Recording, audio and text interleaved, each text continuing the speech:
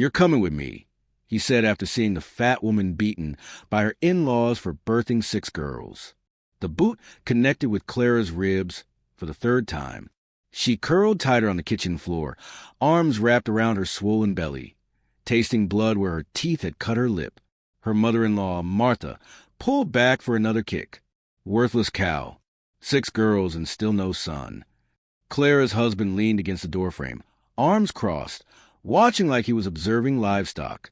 The youngest daughter, barely 4, sobbed in the corner where all 6 girls had pressed themselves against the wall. "Please," Clara whispered. "Please what?" Martha's voice dripped venom. "Please forgive you for cursing our bloodline, for bringing shame on this family." The screen door creaked. Deputy Marshal Kane stepped onto the porch, legal papers in his left hand. Through the mesh, he saw everything.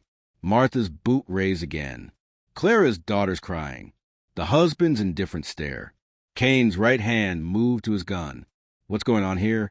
Martha froze mid-kick. "Family business, Marshal. Nothing concerns the law." Kane pushed through the screen door. His boots echoed on the worn wooden floor. "Ma'am," step away from her. "She belongs to us," Clara's husband said. "My wife. My property." "Your property." Kane's voice stayed level. He looked at Clara, then at the terrified girls. "That right, ma'am." Clara met his eyes. Something passed between them. Recognition. Understanding. "You're coming with me," Kane said. "Like hell she is." Martha stepped forward. "She owes us grandsons. She owes us." "She owes you nothing." Clara's husband pushed off the doorframe. "You got no authority here, Kane. This is private." "I got authority where I see fit to use it." Kane's hand stayed on his gun. "Ma'am, can you stand?" Clara struggled to her feet, one hand bracing against the wall. Blood stained her dress. "My girls. They come too." "You can't take them," Martha shrieked. "They're family." "Blood. They belong." "Not anymore." Kane stepped between Clara and her in-laws. The silence stretched tight as wire. Outside, his horse stamped and snorted. "Girls," Clara whispered. "Come here." The daughters moved like frightened deer, clustering around their mother. The youngest buried her face in Clara's skirt. Kane backed toward the door, keeping himself between the family and the women. "Anyone follows us gets shot." Martha's face twisted with rage. "She's worthless. She's brought nothing but shame and..." "Maybe." Kane opened the screen door. "But she's breathing. That's enough." He helped Clara down the porch steps, her daughters trailing behind like ghosts. In the distance, storm clouds gathered over the wheat fields. Clara pressed herself against the passenger door, watching the wheat fields blur past. Her 6 daughters sat crammed in the truck bed, silent as stones. The youngest clutched a rag doll with one arm missing. Kane drove with both hands on the wheel, jaw set tight. 10 miles passed. Nothing but engine noise and wind through the open windows.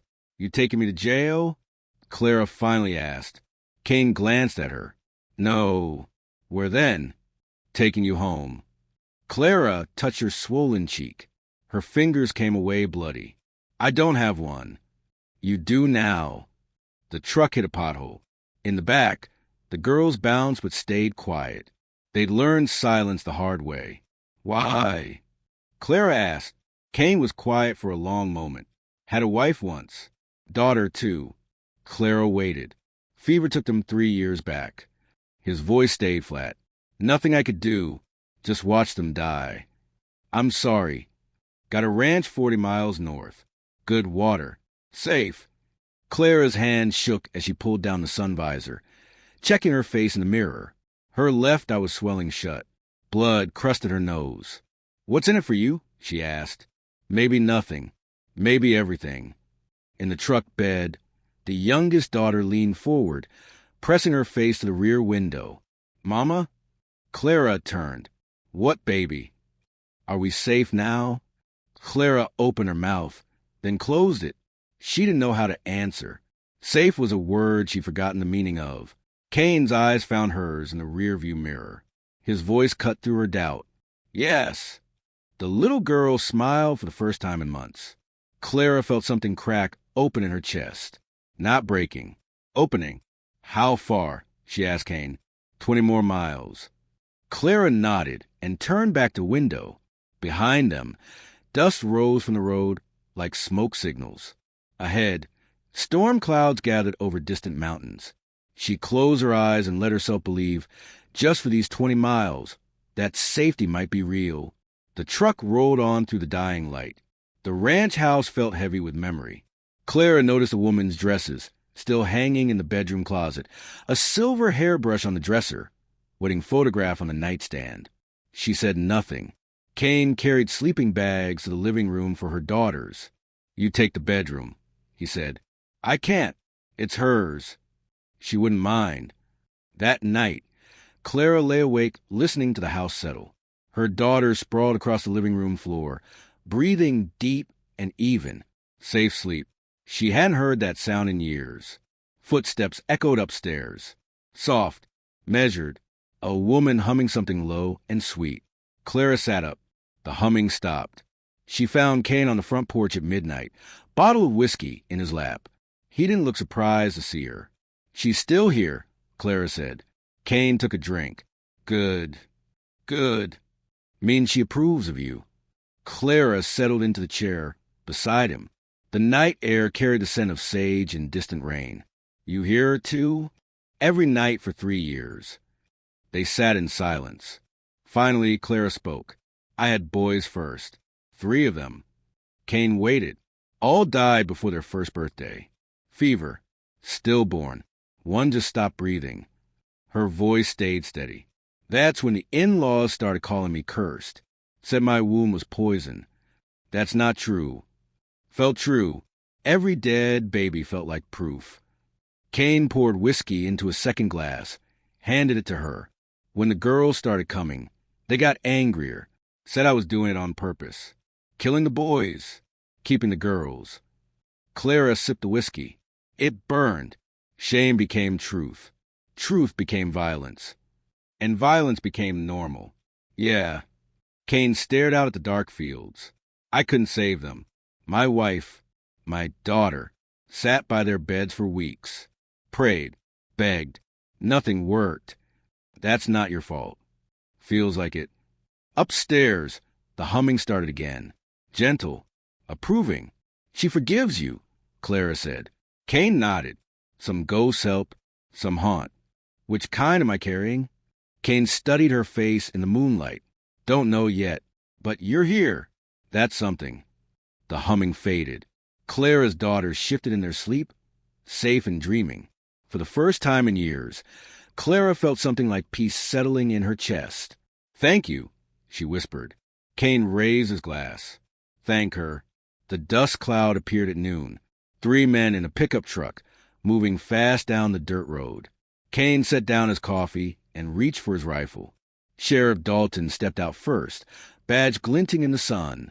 Clara's husband followed, then her father-in-law. All 3 wore the same hard expression. "Kane," Dalton called out. "Need to talk." Kane walked to the porch edge, rifle loose in his hands. "About what?" "About stolen property." Clara's husband pointed toward the house. "My wife, my children. You got no right." "I got plenty of right." Dalton pulled folded papers from his pocket. "Legal documents. Marriage certificate. Property deeds. She belongs to her husband. People don't belong to people. Loss is different." Dalton's voice carried authority. "She's property, Kane. You know better." The screen door opened. Clara stepped out. Her 6 daughters clustered behind her like frightened birds. "Clara," her husband said. "Time to come home." "I am home." "This ain't your home. That ain't your choice." Clara's voice stayed quiet but firm. "I'm staying." Her husband's face twisted with rage. He raised his hand to strike her. Kane moved fast, catching the man's wrist in an iron grip. "Touch her and die." "Let go of me." Kane squeezed harder. Bones ground together. "No." Dalton's hand moved to his gun. "Kane, let him go." "He tries to hit her again, I'll break his arm." "You're interfering with lawful." "Lawful?" Kane's laugh was harsh. Beating women is lawful now. Dalton drew his weapon. Step back, deputy. Kane released Clara's husband, but didn't step back. The tension stretched tight as wire. Clara's daughters pressed closer to their mother. Stop. Clara stepped between the men, arms spread wide. All three guns tracked toward her. Just stop. She looked at her husband. His face showed nothing but ownership denied. No love, no loss, just anger at being defied. I'm not your property anymore. You always were, always will be. No. The word hung in the air like a gunshot. Dalton lowered his weapon first. Then Kane. Clara's husband stood there, fists clenched, realizing his power had limits. This ain't over, Dalton said. Legal system, don't forget. Neither do I, Kane replied. The three men climbed back into their truck. Dust swirled as they drove away. Clara's daughters slowly unclenched their fists. That evening, Clara found Kane cleaning his rifle on the porch. Teach me, she said. Teach you what? How to shoot. Kane looked at her for a long moment, then nodded. Tomorrow we start. The vision started at dawn. Clara saw burned children standing in the wheat fields, their charred faces turned toward the house. When she blinked, they vanished. Mama? Her oldest daughter tugged at her sleeve. You okay? Fine, baby. Just tired. But it wasn't fine. Blood seeped through the kitchen walls like old stains. Women hung from the oak trees, their necks bent at impossible angles. Kane's wife appeared more often now, sometimes pointing toward dangers, sometimes just watching with sad, knowing eyes. The daughters began reporting nightmares. She comes at night, the youngest whispered. The hungry woman. She eats girl babies. What does she look like? Like Grandma Martha, but with black teeth. Clara's hands shook as she made breakfast. The visions weren't madness. They were memory. Her grandmother's stories came flooding back. Women who disappeared in the night. Daughters who died at birth but were really smothered. A family tree twisted by generations of killing girls, keeping boys, maintaining bloodlines through violence. Kane, she called. He was fixing fence posts near the barn. What's wrong? This land.